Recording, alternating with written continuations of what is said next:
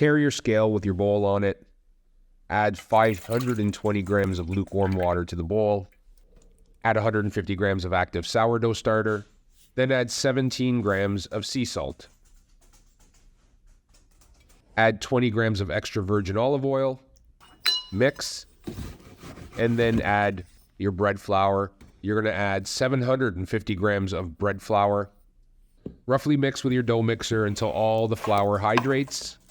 Then cover and let sit on the counter for 1 hour, and then do stretch and folds. Leave to bulk ferment on the counter until the dough doubles, and then you can throw it onto the counter, split the dough into two, shape with your spatula, and then place into your banin tins that are already pre-floured with rice flour so it won't stick and won't absorb to the dough. Cover and then place them in the fridge overnight so they can finish the bulk fermentation. Tomorrow, you'll start your bake.